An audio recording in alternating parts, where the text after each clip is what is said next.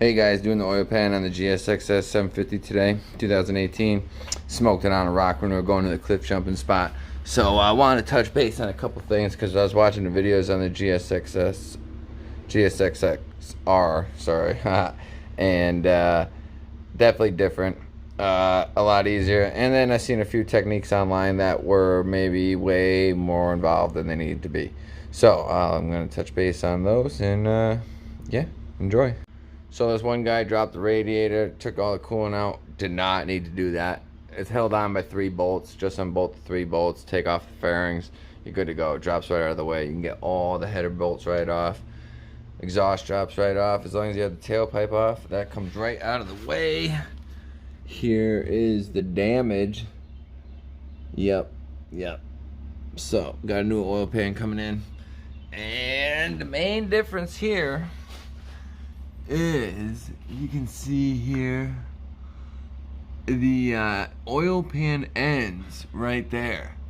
The street bikes goes up underneath the swing arm and it has a little plate. It's hard to get to, but this thing's gonna drop right out of here, so really not that involved, and super pumped that it's gonna be a pretty straightforward fix.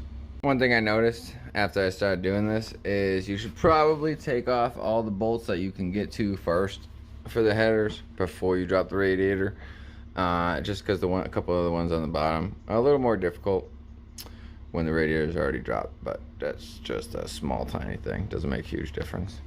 Alright, so I got the exhaust out of the way, and that's really about it. Is most of the bolts for the oil pan. There's the big hole. Might have to pull the antifreeze overflow, or just drop it. Drop the 2 bolts that holds it up, and it'll flip out of the way. And drop the oil pan. Put the new one on. We'll be back in action. Alright guys, well, got it all back together, no leaks. Rode it for a night at Wheelie Wednesday the other day. Everything worked good, not leaking anywhere.